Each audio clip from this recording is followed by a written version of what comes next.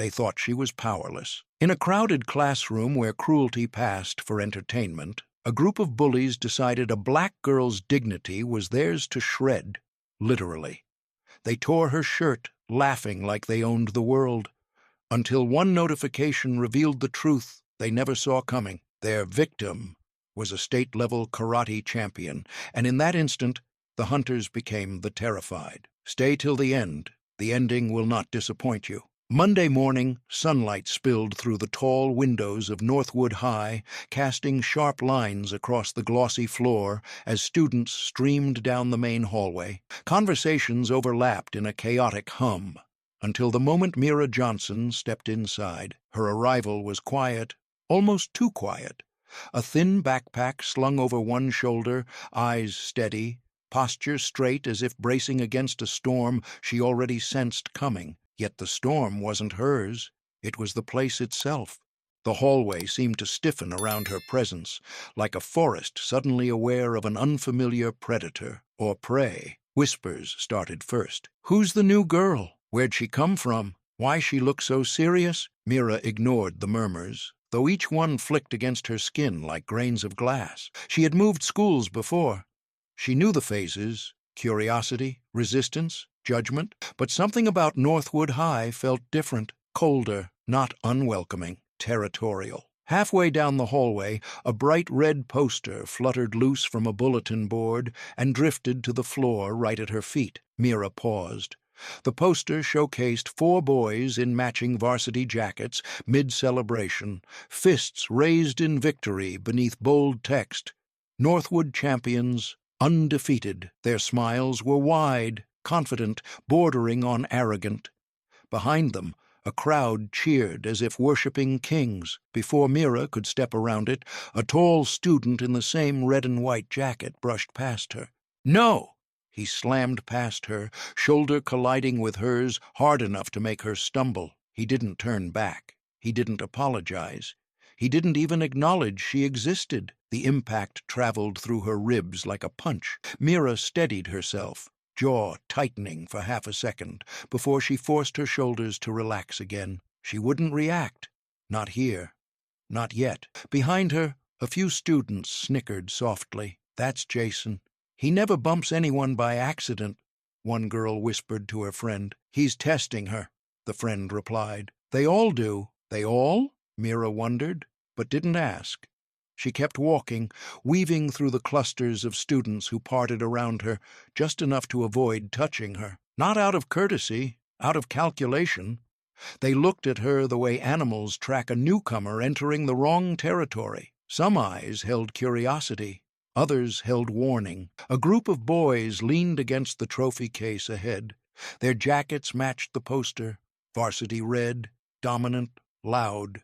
They didn't approach her, but they all noticed her. One nudged another. Another smirked. A phone lifted briefly, camera lens glinting before lowering again. They didn't speak a word, but their silence was louder than insults. Mira inhaled slowly, exhaling through her nose. This school had hierarchy written into its walls, posters of victories, photos of athletes, trophies displayed like offerings. Every detail whispered the same message: power belongs to a chosen few. As she passed the group, the air felt heavier, like walking under a predator's shadow. She didn't look at them, but she sensed their attention lingering on her, analyzing her, marking her. "New girl's got backbone," one of them muttered, not bothering to lower his voice. "Backbone breaks," another replied. Mira's fingertips curled slightly at her sides. Not fists, just tension, controlled, quiet tension, the kind that simmered under the surface like heat before a wildfire. She finally reached the end of the hallway where a sign pointed toward her new classroom. Still, the impression remained. This place wasn't just a school, it was an ecosystem with predators, prey, and very clear rules. And her presence, her simple, silent presence, had already disrupted something. She could feel it. She didn't know why yet, but Mira sensed one truth with chilling clarity. She didn't need to do anything to cause chaos here. She only needed to exist, But Mira had no idea that the classroom she was about to step into would be even more merciless than the hallway, and far more dangerous. Room 11B smelled faintly of old textbooks and chalk dust, an almost comforting scent, if not for the tension simmering beneath it. Mira stepped through the doorway, feeling the weight of 30 pairs of eyes shift toward her. The room didn't fall silent. Instead, it buzzed with a low, eager anticipation, like an audience waiting for the opening blow of a boxing match. At the front of the room, Mr. Grant shuffled through a stack of papers. He was a thin, soft-spoken man whose gentle nature seemed constantly at odds with the chaos his students were capable of. He looked up at Mira with a warm, apologetic smile, the kind of smile teachers gave new students when they hoped the class wouldn't devour them. "Everyone, this is Mira Johnson," he announced, voice polite but shaky. "She just transferred here, so please treat her kindly." The room reacted with a collective snort. From the back row came a sharp whistle, long, drawn out, dripping with mockery. Kai Mercer. Even without looking, Mira sensed the energy in the room shift. The air thickened as if pulled toward him, the gravitational center of every cruel joke and whispered threat. Kai leaned back in his chair, arms folded behind his head, his varsity jacket hanging open like a royal cape. His 3 shadows, Noah, Blake, and Ryder, sat around him like loyal soldiers. When Mira lifted her gaze, their eyes were waiting. "Kindly," Kai repeated in a sing-song voice, twisting the word until it sounded like an insult. His friends snickered. "Sure thing, Mr. Grant." Mr. Grant pretended not to hear. Pretended was all he could do. "Go ahead and introduce yourself, Mira," he said instead. Mira stepped forward. Her heartbeat was steady, but she could feel the room watching her with hungry curiosity. She spoke evenly, her voice calm. "My name is Mira Johnson. I transferred from—" A small wad of paper sailed through the air and hit the floor beside her shoe. Kai's voice cut through hers. "This school doesn't need another decoration," he said lazily. "We've got enough posters." More laughter. Louder this time. Mira didn't flinch. She didn't glare. She didn't pout. She didn't shrink back like most of Kai's targets did. She simply turned her head, slowly, deliberately, and met Kai's eyes.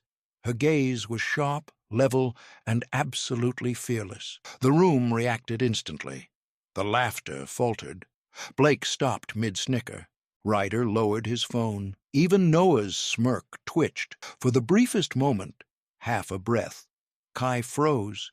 It was so subtle that anyone else would have missed it, but Mira didn't. She saw the way his jaw tightened, the microsecond of stiffened posture, the calculation behind his eyes flickering, glitching. Kai Mercer wasn't used to being looked at like that, as if he was the one being evaluated, as if he was the one insignificant, and he hated it. The silence that followed was thick and unnatural, stretching between them like a taut thread ready to snap. A deadly stillness descended over the back row. Mira had created something she didn't intend, a dead quiet tension that made the predators uncomfortable. Mr. Grant, oblivious to the power shift, clapped his hands nervously. "All right, Mira, you can take any open seat." She moved toward the middle row, her footsteps steady, but she could feel Kai's eyes tracking her, a hunter sizing up prey that wasn't behaving correctly.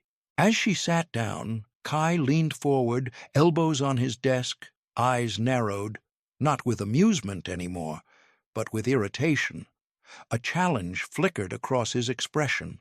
He wanted a reaction, he wanted fear, but Mira had given him nothing. Nothing was more insulting than that. For the first time, Mira created a silence sharp enough to cut the room in half, and the kings of the back row didn't like bleeding. But Kai wasn't finished, not even close. He wanted to see how much pressure it would take before Mira finally cracked. By the end of the period, the warm hum of chatter in room 11B had cooled into an odd quiet. Mr. Grant stood at the front, flipping through a small stack of 5-minute pop quizzes he had just collected. His brows furrowed, then lifted, then furrowed again, expressions shifting like someone decoding a puzzle he didn't expect. The class watched him lazily at first, the way students do when they assume the results don't matter. But curiosity grew when Mr. Grant suddenly adjusted his glasses and cleared his throat twice. "All right, everyone," he announced, voice tinged with surprise. The quizzes were interesting. A few giggles rippled across the room. Mr. Grant continued scanning the papers one last time. "Most of you did well. A few of you—" His eyes darted toward the back row where Kai lounged like a king on a deteriorating throne. "Could use improvement," Kai smirked. "Relax, teach. It's 5 minutes, not the SAT. Mr. Grant hesitated, then inhaled deeply. "Yes, well, there is one quiz I want to mention. One of you got a perfect score." The room snapped into silence. No one expected perfection. Not in this class. Not under 5 minutes. Noah glanced around, confused. Blake raised an eyebrow. Ryder stopped scrolling his phone. And Kai straightened slightly, as if preparing to accept praise he believed already belonged to him. Mr. Grant lifted the top paper, tapping it with his finger. "Mira Johnson." The reaction was instant. A wave of disbelief surged through the room. A chorus of shocked murmurs, a few gasps. Then, "What?" Kai's voice sliced through the noise, sharp and offended. Mira blinked once, her calm expression unwavering. She didn't sit up straighter. She didn't boast. She just waited, steady as stone. Mr. Grant gave her an encouraging nod. "Excellent work, Mira. Perfect, actually." Kai shot up from his seat. His chair screeched across the floor, slamming into the wall behind him. The class jumped. Mr. Grant flinched. Kai slammed his hand on his desk, rattling the pens on it. "Hold on. She just got here and she beats me?" His voice wasn't confusion. It wasn't curiosity. It was wounded pride. "The worst kind," Noah muttered. "Bro chill," under his breath. But Kai didn't hear anything except the roaring of his ego splitting open. Mira finally looked at him. Her gaze was the same calm blade she'd used earlier. Quiet, steady, too sharp for someone like Kai to handle. Mr. Grant tried to diffuse the tension. "Kai, it's just a quiz." "No!" Kai snapped. "No, it's not just anything." He pointed aggressively toward Mira. "Who do you think you are? You walk in here one day and try to outdo me?" Mira didn't answer at first. She didn't flinch, didn't shrink. She simply breathed once, slowly, and the entire class seemed to hold their breath with her. Then she spoke, soft, controlled, devastatingly calm. "I only did the same quiz everyone else did, a line so simple, yet it hit Kai like a slap. Mira wasn't merely competent. She wasn't just smart.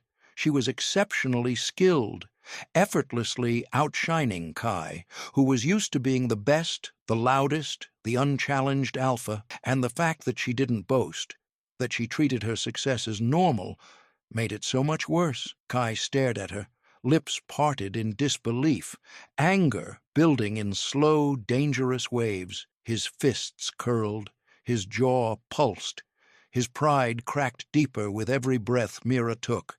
The class watched, frozen between fascination and dread. They had seen Kai angry before, but this was new. This was personal.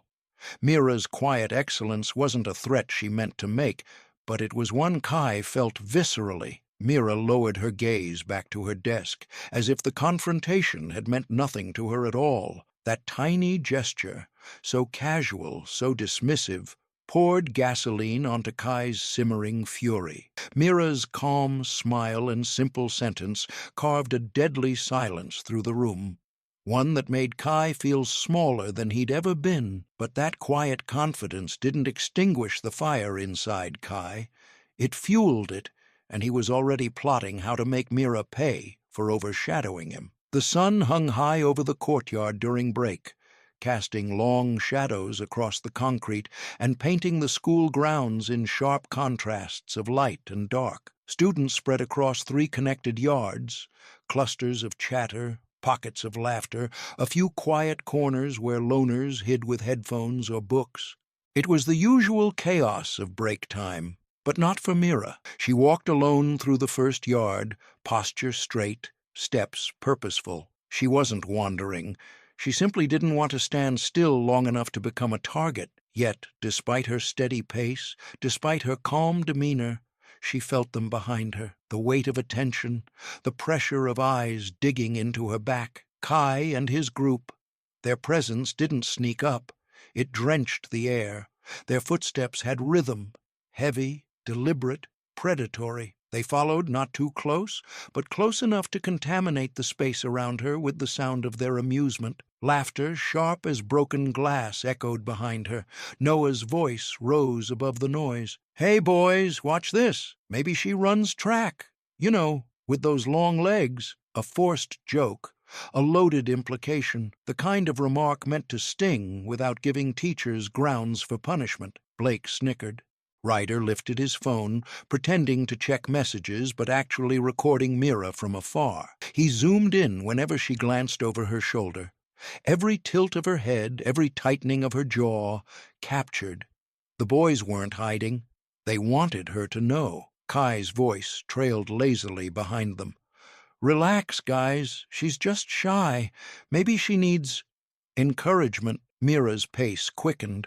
Not running, not fleeing, but moving with sudden urgency. She kept her gaze forward, refusing to give them the satisfaction of turning around. Her breath stayed steady, but her muscles tightened, preparing for something she couldn't yet define. The boys laughed again, louder this time, feeding off her tension like animals sensing fear. Her path carried her into the second yard. The area was more open, less crowded. A few students noticed her, noticed Kai's group, and stepped aside, pretending not to see what was happening. That was the Northwood way. Look away, avoid trouble, pretend the king wasn't hunting. Noah called out again. "Hey, Mira! Smile for the camera. Ryder needs new content." Ryder's phone followed her like a sniper scope. The third yard was even quieter. A couple of girls whispered as Mira passed, their eyes filled with silent sympathy they would never voice. Sympathy was dangerous. Sympathy could turn them into targets, too. Still, Mira held herself together, shoulders straight, steps aligned, not stumbling. Breath, even. Her calmness wasn't fake, but it wasn't perfect. It was the controlled calm of someone who had been through worse and learned how to shield herself in silence. Her lack of reaction only irritated Kai more. He muttered under his breath, loud enough for his group, "She's not scared. That's the problem." And then it happened. Mira turned a corner too quickly, trying to avoid walking back into the crowd. She didn't realize she was veering into the side passage beside the gym. A narrow hallway-like stretch of pavement blocked on three sides, shielded from most student traffic. A dead end. A perfect trap. She froze for half a second, eyes flicking across the empty space. The walls felt too close here, the air too still. Footsteps behind her grew clearer, louder, intentional. Kai's pace changed, no longer lazy, no longer leisurely. Now he moved with purpose. Mira straightened her spine. She didn't run. She didn't beg. She didn't tremble. But inside, she knew she had just stepped into the wrong place at the worst possible time. Kai arrived at the mouth of the passageway. His shadow stretched long across the pavement, swallowing hers like an omen. His voice slid through the air. Smooth, mocking, poisonous. "Running somewhere, princess?" Kai's footsteps echoed behind her like a countdown, and his taunting whisper sealed it. She was cornered, and he was just getting started. And in that charged silence, the first cruel idea sparked inside the group. A plan far more vicious than simple teasing. Behind the third courtyard, hidden behind a row of rust-eaten lockers and a sagging chain-link fence, stood the old physical storage shed. Most students didn't even know it existed. Those who did avoided it. It was the unofficial meeting spot of Northwood's worst troublemakers, a place where rules felt distant and consequences felt optional, exactly where Kai and his crew thrived. The metal door screeched as Noah pushed it open. Dust floated like mist in the sunlight that bled through the cracked roof. Old mats, broken cones, and dented basketballs cluttered the corners. Kai stepped inside last, closing the door behind him with a heavy thud, sealing the space, sealing the mood. Ryder was already smirking, flipping his phone between his fingers. Man, the way she picked up her pace earlier? If I got that on camera, views would explode. People love that scared rabbit energy. Blake snorted. Forget views. I say we mess her up for real. Yank that braid of hers. Bet she screams loud. Noah nudged him with an elbow. Or grab her bag and toss it on the roof. Make her climb for it. Would be funny as hell. They were all throwing out ideas like they were planning a prank for a pep rally, not orchestrating torment. Kai didn't speak yet. He leaned against an old balance beam, arms crossed, eyes narrowed, not angry, but calculating. His silence always meant something darker simmering underneath. Ryder noticed first. Yo, Kai? You're quiet? Got something better in mind? Kai's jaw shifted. His ego was still bruised from the quiz. Mira's calm stare, Mira's perfect score, Mira's refusal to fear him. She thinks she's above us, he said, voice low but laced with venom. And worse, she thinks she can ignore me. Blake scoffed. So what? Lots of girls ignore you. Kai shot him a glare sharp enough to slice bone. Blake shrank instantly. Kai stepped forward, shoes crunching over broken glass. You all saw how she looked at me. Like I wasn't worth her time. Like she wasn't scared. He spat the last word like it offended him personally. Noah shrugged. We scared her. She sped up. Kai's laugh was short, bitter. That wasn't fear. That was restraint. The crew exchanged confused glances. Ryder asked, So what's the move? Trip her? Slam her into a locker? Something fast? Kai shook his head. No, fast isn't satisfying. His tone darkened. Fast doesn't make a point. He walked to the center of the shed, sunlight hitting him like a spotlight. His voice grew louder, more forceful. Everyone on this campus needs to see it. Needs to see her lose. Needs to see that she's not special. Blake frowned. Out in the yard, then. Lots of people hang out there. Kai shook his head again. Too open, too easy for teachers to show up. Ryder leaned in. Okay, so where? Behind the bleachers? Locker room? Kai's lips curled into a slow, malicious smile, the kind that meant the decision was final. In class. The room went still. Noah blinked. Class? Like during a lesson? Kai nodded. Exactly. Right in the middle of everyone. No escape. No teachers watching every second. If we humiliate her there, really break her pride, every student will see it, and she won't recover. Ryder's grin widened. Dude, that's brutal. Blake let out a low whistle. You really want to wreck her like that? Kai's expression hardened. I want her to remember her first day at Northwood for the rest of her life. This wasn't going to be a prank. It wasn't going to be a quick scare. Kai wanted a public execution of dignity, a staged humiliation Mira could never erase. He turned toward the door, cracking his knuckles. And the perfect moment? This afternoon. Next class. Teacher always leaves for supplies. Ryder pocketed his phone with a wicked glint. Let's make history, then. They filed out one by one, leaving the shed colder than they found it. Mira stood far at the other end of the courtyard, unaware that a decision had been made about her fate, unaware that the hunt had officially shifted from passive intimidation to a coordinated attack. Kai's final words hung like a curse. I want her to remember her first day at this school for the rest of her life, and the opportunity to execute that plan arrived shockingly fast. During the very first class of the afternoon sun filtered weakly through the blinds of room 11B, casting striped shadows across desks and faces. The air buzzed faintly with leftover chatter from lunch, but underneath it all was an undercurrent, some instinctual awareness that something was about to break. Mira felt it. She sat in her usual place near the center, her notebook open, pen in hand, eyes calm but alert. The tension in the room wasn't directed at her yet, but it circled like a storm cloud waiting to lower itself. Mr. Weaver, the science teacher, shuffled around the front of the room with his usual disorganized energy.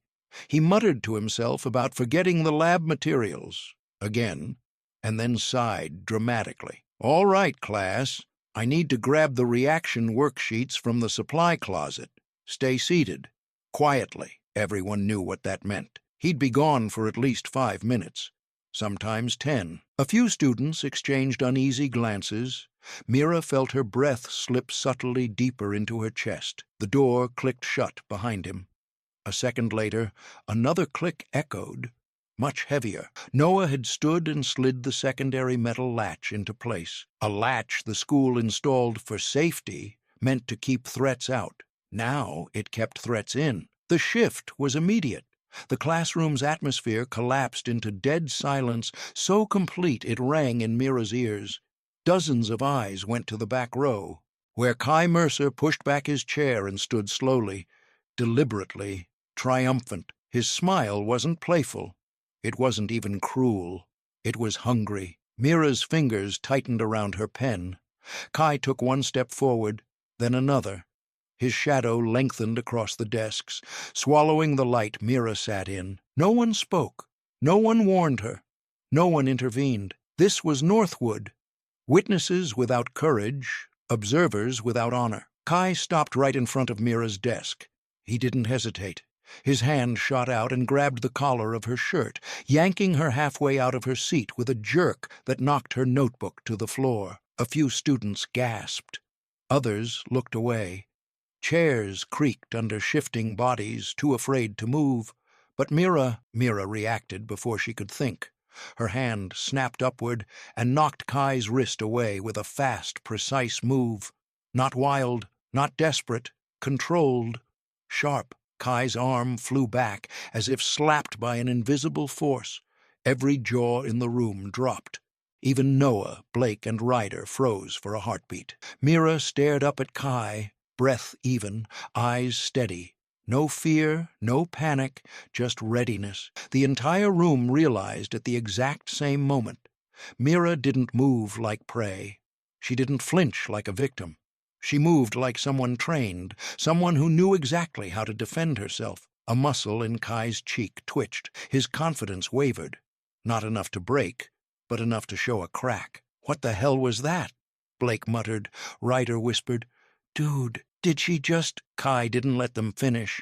He leaned closer, face darkening, ego roaring inside his chest. The humiliation of being pushed back, even slightly, burned through him like acid. "You think you can touch me?" he growled, voice low and shaking with anger. "You think you're something special?" Mira didn't answer. Silence, that same unnerving silence she'd created earlier, settled around them like a blade pressed against skin. Kai slammed his palm onto her desk so hard the wood trembled. "Who do you think you are to fight back against me?" The words cracked through the room like lightning. Mira held his gaze, her expression unmoving. But Kai wasn't done. No, this challenge, this resistance, only fueled him further. The humiliation of the quiz, the stare in class, and now this. It ignited something feral inside him. Kai's voice turned into a snarl. "Who do you think you are to dare fight me?" But the rage twisting inside Kai was only the beginning, because what he planned next would go far beyond anything Mira had endured so far. The moment Kai's snarl faded, the atmosphere in room 11B collapsed into something suffocating. Every student felt it. The shift from intimidation to something far darker, something none of them wanted to witness, yet none dared to stop. Kai moved first, with a shove that came from more than anger, from humiliation, ego, and the need to reassert control. He pushed Mira backward. Her chair tipped.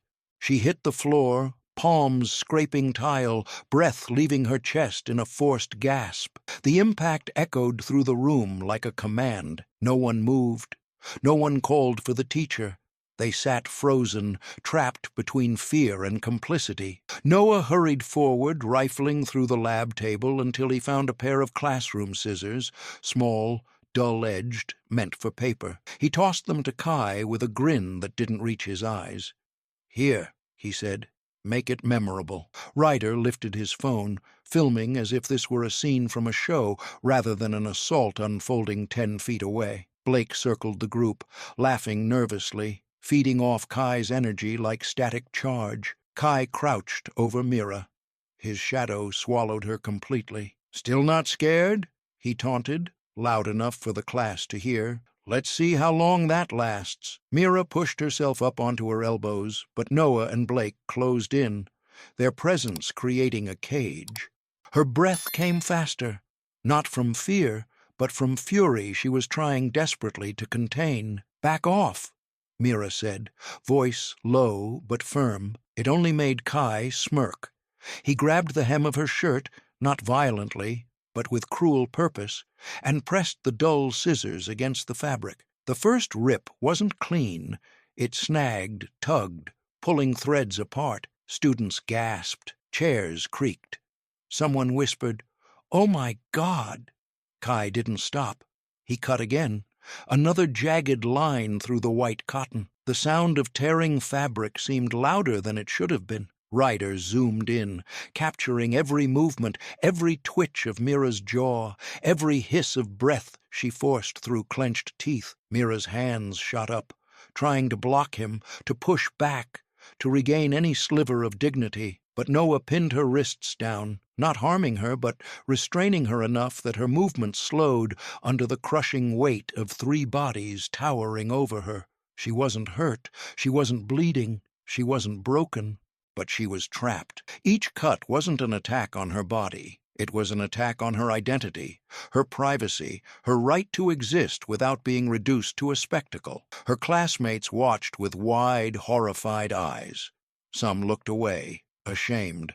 Some pretended to check their notes. Some trembled, wanting to intervene but knowing exactly what Kai would do to them if they tried. No one moved. No one dared. Kai leaned closer, breath hot with triumph. "Thought you were tough? Thought you could embarrass me?" Another rip. Fabric fluttered to the ground in pale scraps. Symbols of violation, but not violence. Mira's nails dug into the tile. Her jaw locked. Her breath steadied instead of cracking. In her eyes, something flickered. Something raw, powerful, gathering heat like coal pulled from a fire. It wasn't fear. It was something Kai had never seen directed at him. Something dangerous. Ryder laughed nervously. "Man, she's still not crying." Kai's grin faltered. He cut again. Mira's entire body tensed, but not from helplessness, from control, from refusing to collapse, from refusing to let Kai have what he wanted. As another piece of fabric drifted onto the floor, Mira's eyes burned, not with terror, but with an anger so deep and focused it made even Noah step back for a moment.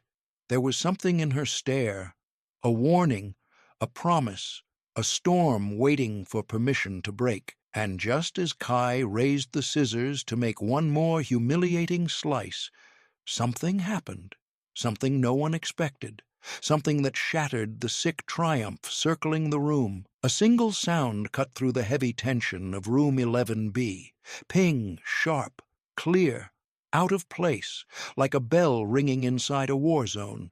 Every head jolted toward the noise, even Kai's. His hand froze mid-motion, scissors suspended above Mira like a twisted symbol of victory he was trying to claim. The notification had come from the far left row, from Jenna Harper, the quiet girl, the one who rarely spoke, the one who hid behind oversized sweaters and reading glasses too big for her face. No one ever paid attention to her, except now, when the glow of her phone illuminated her stunned expression. Jenna blinked, then blinked again. Her thumb trembled as she tapped the screen, expecting a message, but instead a video opened. Full screen, bright, loud, a crowd cheering, cameras flashing, a podium gleaming under stadium lights. And at the center of it, a girl standing tall in a white jai, a gold medal around her neck, and her fists raised in disciplined triumph, her face unmistakable, her posture unshakable, her name emblazoned across the bottom. The Iron Fist Princess, Mira Johnson. The room didn't breathe. Jenna's voice broke the silence, barely above a whisper at first, but loud enough to crack open the moment like a detonating shell. Holy! She's a karate champion! Her words shot across the room. No one laughed. No one mocked. No one even shifted in their seat. It was the kind of revelation that flipped every power dynamic upside down. Kai's fingers loosened around the scissors. They slipped from his hand and clattered to the floor, the metallic clang echoing louder than it should have. His eyes went wide, not angry, not victorious, afraid. For the first time since Mira entered Northwood High, fear belonged to someone else. Ryder swallowed hard, lowering his phone. "Wait, that's real? That's her?" Noah muttered. "No freaking way." But the tremor in his voice betrayed him. Blake stared at Mira as if seeing a ghost rise from the ground. Mira, still pinned on the tile, didn't move. Her breathing stayed even, her expression controlled, but her eyes flickered with something sharp, something that had been simmering beneath the surface all along. Jenna played the video again. The screen showed Mira landing a precise spinning kick, controlled, disciplined, powerful, the kind of technique that required years of mastery. Nothing wild, nothing impulsive. Everything intentional, everything dangerous. The realization washed over the room like cold water. Mira hadn't fought back because she couldn't. She held back because she chose to. Kai stumbled a step backward. His mouth parted. His voice cracked. She... What? Mira finally sat up, brushing dust from her palms. She didn't rush. She didn't glare. She simply moved with the kind of calm that made the air thinner for everyone else. Jenna's voice rose, clearer now, almost desperate. She won state. She's trained.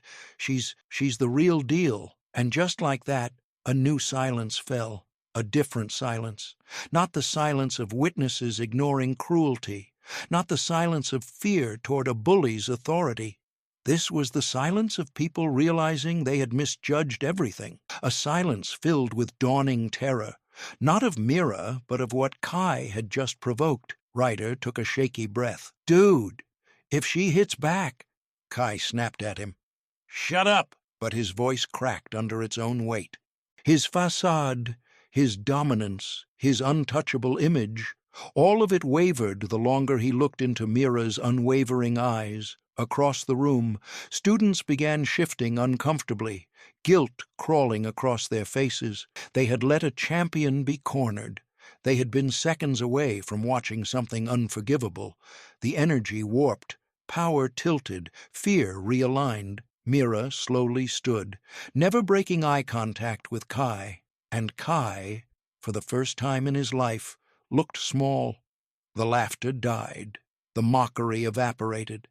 In its place rose a thick collective dread. Mira wasn't a victim at all. She was something far more intimidating. But the panic consuming the room was only the first wave. The real chaos was just beginning. The classroom, moments ago buzzing with cruel excitement, now felt as if someone had yanked all the oxygen out of the air. The silence was total, paralyzing, so thick it pressed against every rib cage in the room. Kai Mercer, the self-appointed king of Northwood High, stumbled backward. His heel hit the leg of a chair, nearly tripping him. His eyes flicked between Mira and Jenna's still glowing phone screen, as if refusing to believe they showed the same person. You tricked us," he stammered, voice cracking in a way no one had ever heard from him. Mira didn't move. She didn't speak. She simply looked at him. Her gaze was cold, calm, but not cruel. It carried a depth Kai had never seen before, a depth that made his chest tighten with something unfamiliar. Not anger, not wounded pride. Fear, real fear. Around him, his loyal followers crumbled even faster. Noah's hands shook so violently that his phone slipped from his grip, clattering onto the tile. The sound made half the class flinch. Ryder fumbled with his screen, desperately trying to stop the recording, but his thumb slid wildly, tapping everything except the pause button. His breath hitched in panicked bursts. Blake hovered uselessly beside Kai, eyes wide, lips trembling as if he wanted to say something but couldn't form a single word. The entire back row, the kingdom Kai ruled, had collapsed into a shivering pile of nerves. And Mira acted as if nothing had happened. She slowly pushed herself off the floor, her palms steady, her breathing even. She rose with the unhurried confidence of someone who chose her battles and never acted from panic. The scraps of torn fabric on the floor fluttered slightly as she stood tall. She didn't try to cover herself. She didn't crumble. She didn't lash out. She simply existed, and that alone was enough to drain the color from Kai's face. Whispers rippled through the class, soft as grass shifting in the wind. Is she really a champion? She hasn't even done anything yet. Look at Kai. He's terrified. Mira's eyes never left Kai. She didn't glare. She didn't threaten. She just held her posture with a stillness that made the air vibrate. Every muscle was controlled, every breath intentional, every movement measured. It was the stillness of someone who knew exactly how dangerous they could be, and how dangerous they didn't want to be. Kai's chest rose and fell unevenly. He tried to straighten his spine, tried to recover some shred of dominance, but the tremor in his jaw betrayed him. This doesn't change anything, he snapped, voice too loud, too brittle. You think knowing some moves makes you— He couldn't finish, because Mira took one step forward. Just one. Not fast, not aggressive, not threatening. But the moment her foot touched the ground, something in the room shifted so hard it felt like the walls themselves inhaled sharply. Noah flinched. Blake stepped back. Ryder's phone finally stopped recording, but only because his fingers froze entirely. Kai didn't move, though his entire body recoiled. He looked like someone cornered by a creature he didn't understand, one he had poked too many times without realizing it could bite. Mira stopped halfway between them. Her eyes locked onto Kai's, her expression steady enough to silence every beat of every heart in the room. She finally spoke, quiet, controlled, but heavy enough to anchor the world around her. I didn't trick anyone, she said. You never asked who I was. Kai's throat bobbed as he swallowed.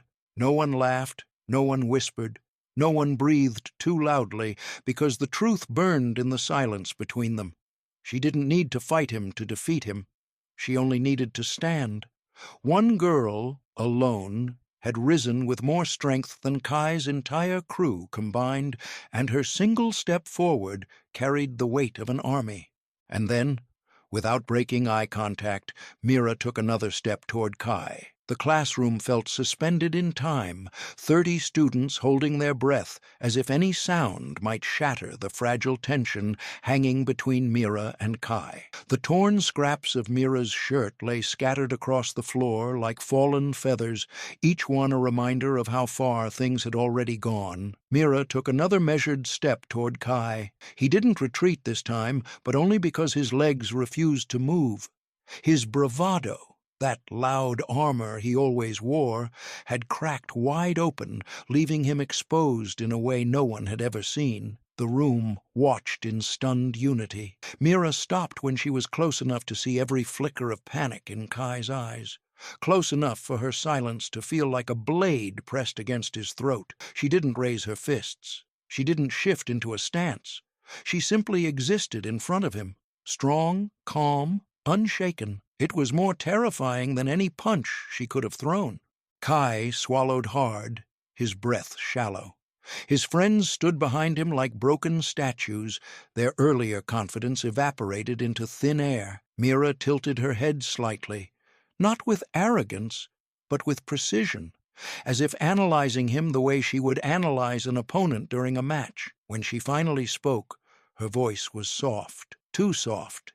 It slid through the room like a whisper of steel. Next time you choose to attack someone, she said, make sure you know whether they can fight back. A ripple went through the class, not laughter, not shock, respect, fear, and something else, vindication. the quiet justice of watching a tyrant stand powerless before someone he had underestimated. Kai's face drained of color, his lips parted, but no words came out. The room that once amplified his every insult now swallowed his silence whole. Mira stepped past him, not aggressively, not with any desire to gloat, merely with the poise of someone reclaiming space that had been stolen from her.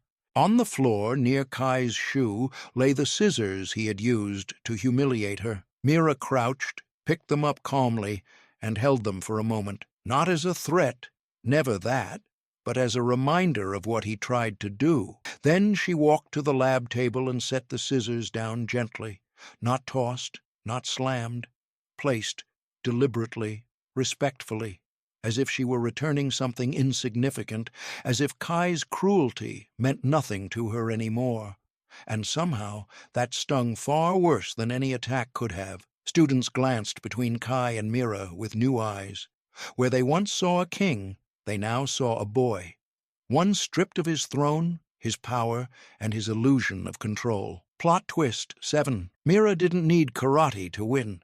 She didn't need to fight him. Her strength came from composure, from dignity, from refusing to stoop to his level. And in doing so, she defeated Kai more completely than any strike could. Kai finally inhaled shakily, the smallest sound of breath rattling in his throat. He looked at the floor rather than at Mira. For the first time, he wasn't the center of the room. She was. Every pair of eyes fixed on Kai with the same unspoken realization.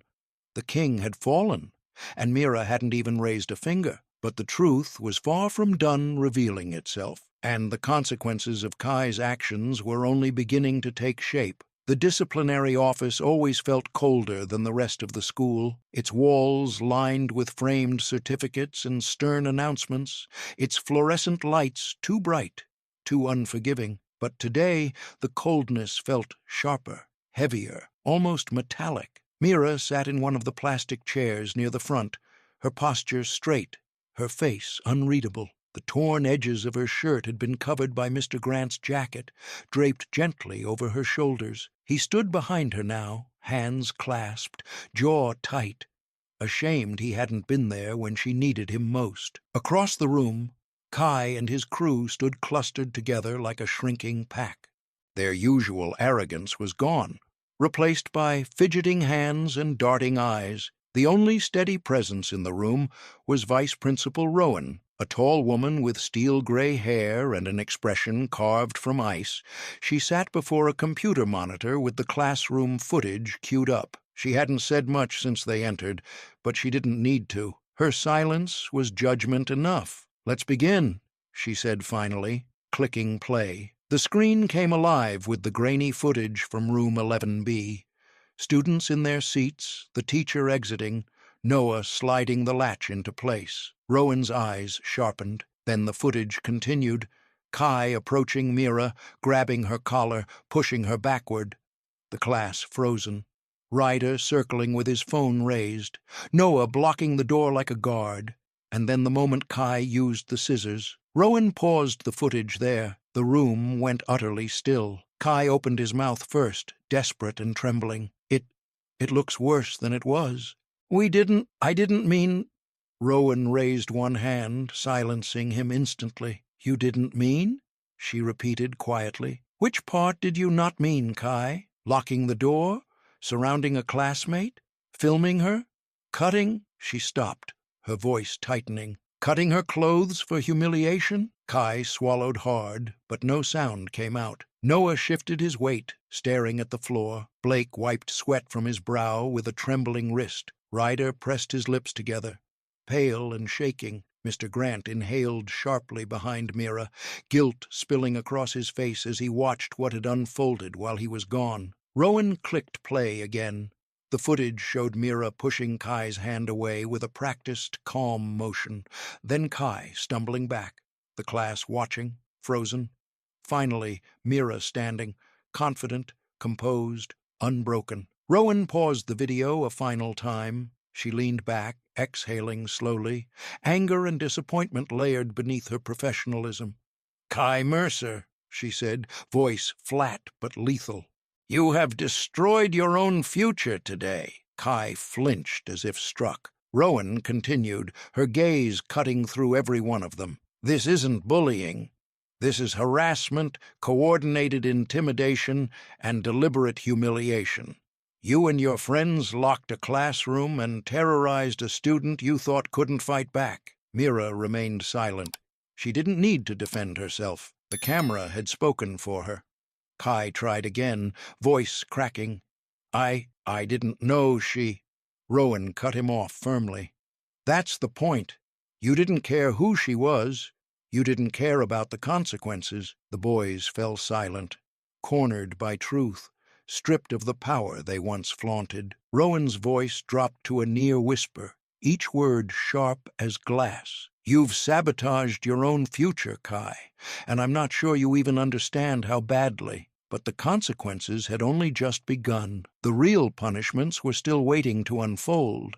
The disciplinary hearing room felt colder than the vice principal's office, colder than any hallway or classroom Mira had walked through in Northwood High. Here, the walls were bare, the blinds half drawn, and the table in the center looked more like an interrogation bench than a school meeting spot. Mira sat at one end, hands resting lightly in her lap. She said nothing. She didn't need to. Her silence carried more weight than any accusation. Across from her sat Kai, Noah, Blake, and Ryder, each in a separate chair, spaced apart, as if the administration already sensed that unity between them no longer existed. Principal Harding, Vice Principal Rowan, and two counselors observed from the opposite side of the table. The meeting began with a simple request: tell us what happened. For a moment, no one spoke. Then Noah cracked first. His voice wobbled. Kai planned it, he blurted out. He told us when the teacher would leave. He said we had to make it a show. Kai's head snapped toward him. What the hell, Noah? I didn't tell you. But Noah kept talking, louder now, desperate. It wasn't my idea. I didn't want to. He made us do it. Kai slammed his palm on the table. The sound echoed sharply. Don't you dare pin this on me. Rowan raised one eyebrow. So the alliance is already cracking. Blake exhaled shakily, rubbing his forehead. Look, it wasn't just today, Kai. He's been doing stuff for months. Freshmen, sophomores. He always pushes it too far. Kai rounded on him. Blake, shut your mouth. But Blake was done being loyal. Fear had dissolved whatever bond they shared. You think I'm going to take the fall for all your crap? No way, Principal Harding nodded calmly. Go on, Blake. Blake swallowed hard. He told us to follow her, told us to scare her. He picked her as a target the second she walked in. Kai's voice shook with fury. You're lying. You're all lying.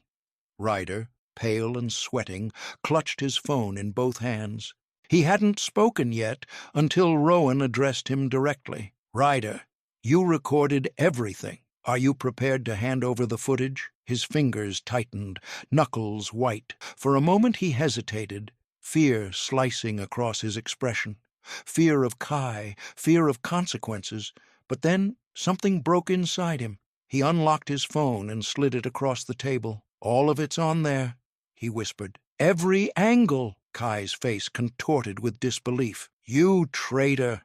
Ryder flinched, but didn't look away. That's enough, Principal Harding said firmly.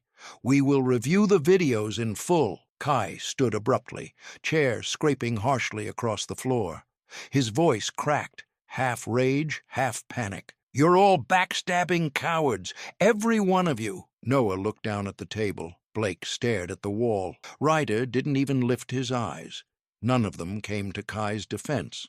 The alliance that once ruled hallways with arrogance and cruelty had collapsed in minutes, broken not by Mira's fists, but by the weight of guilt, fear, and truth. Kai stood alone, truly alone.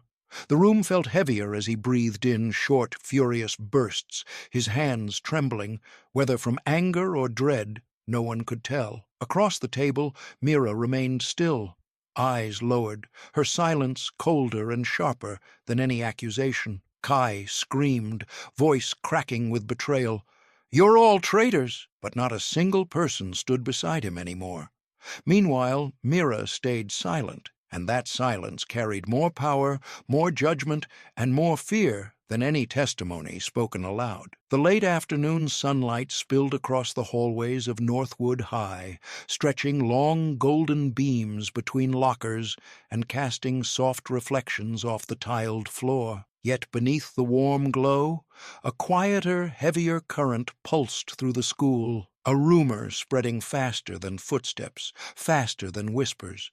Everyone had heard. By the time Mira stepped out of the disciplinary office, the entire student body seemed to shift toward her like a tide. She didn't walk like someone who had been cornered, humiliated, or targeted. She didn't hunch her shoulders or avoid eye contact.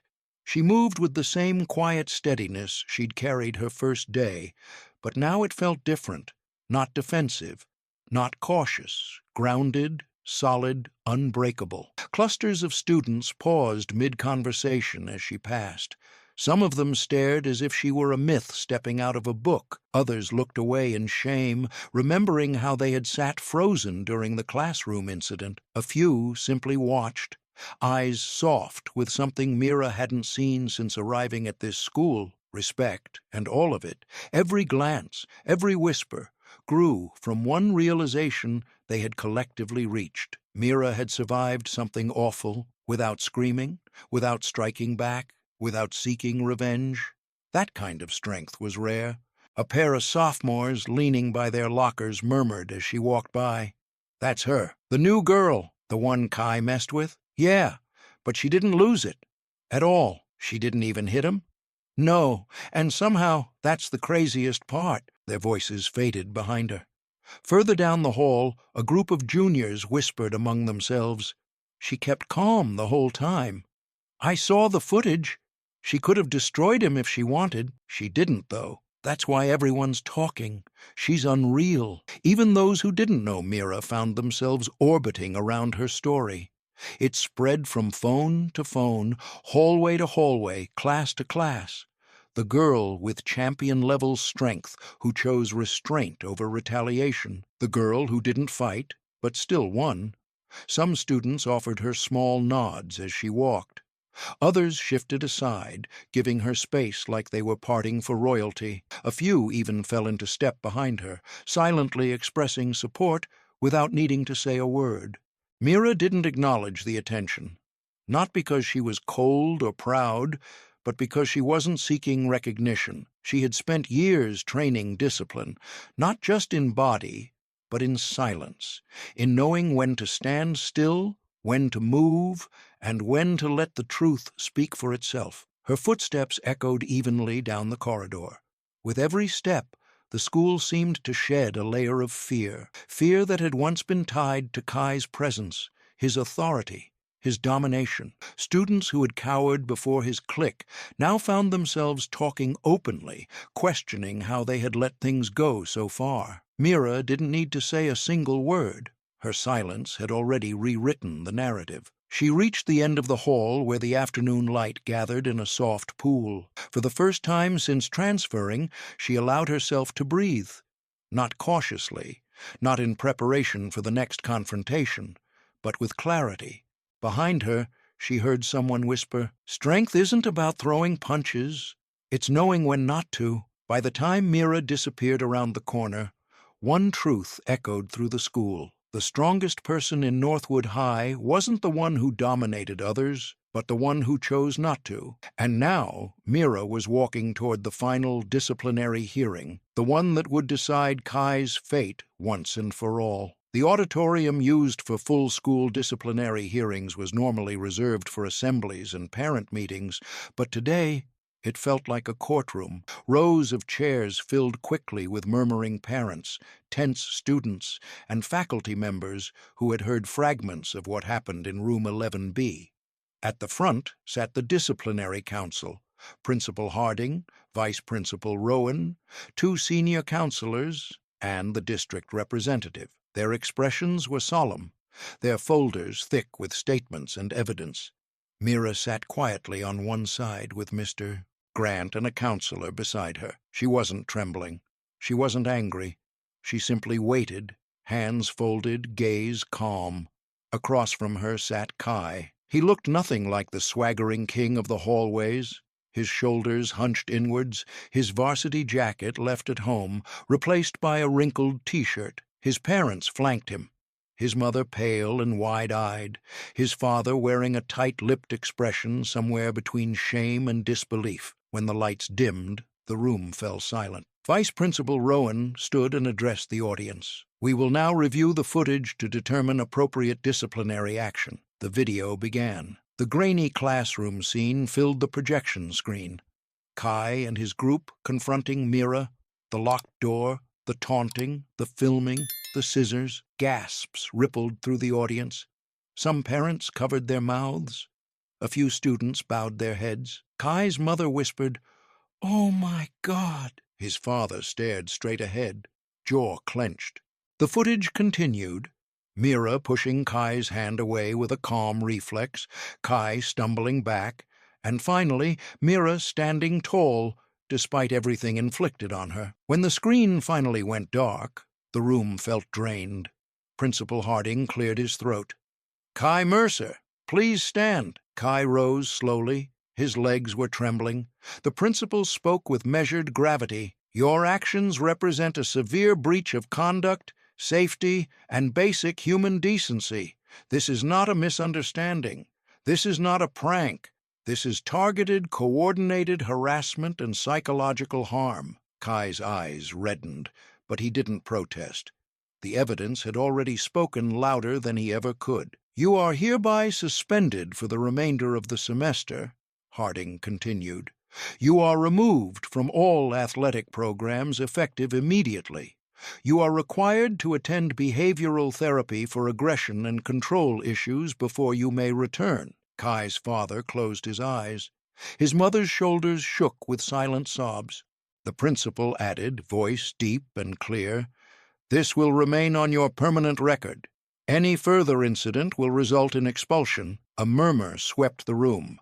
Shock, relief, a sense of justice long overdue.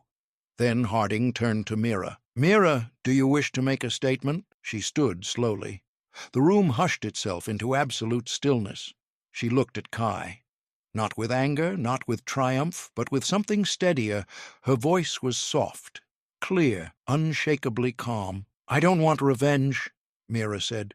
"I want the violence to stop." A simple sentence, but it landed like a moral strike sharper than anything Kai had ever been capable of. Rows of parents exchanged glances. Students inhaled quietly. Even the council paused, absorbing the weight of her words. Mira sat down again, her silence returning like a shield. Her restraint, her refusal to strike back even now, left the entire auditorium realizing the truth. Mira's strength wasn't in her fists, but in her conviction. And as the hearing ended, one chapter closed, making room for the long, fragile journey of healing that was finally about to begin. The sun hung low over Northwood High, washing the courtyard in a soft amber glow. The chaos of the day had faded.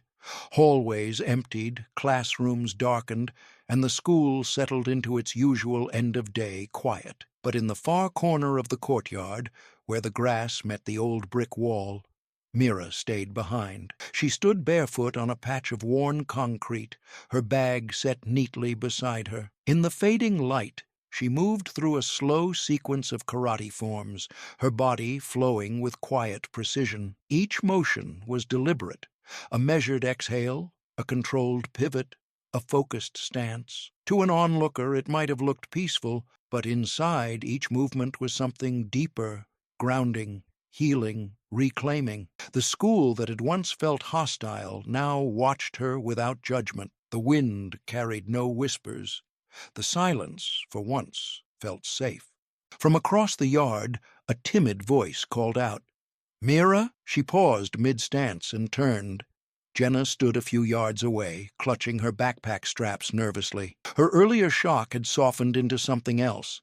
Admiration, maybe, or respect. She took a step forward, then another. I wanted to say I'm sorry," Jenna said, "for not doing anything. I should have said something, should have done something. But I was scared. Mira lowered her hands gently. You're not the only one, she replied, her tone warm rather than accusing. Jenna nodded, eyes glistening slightly.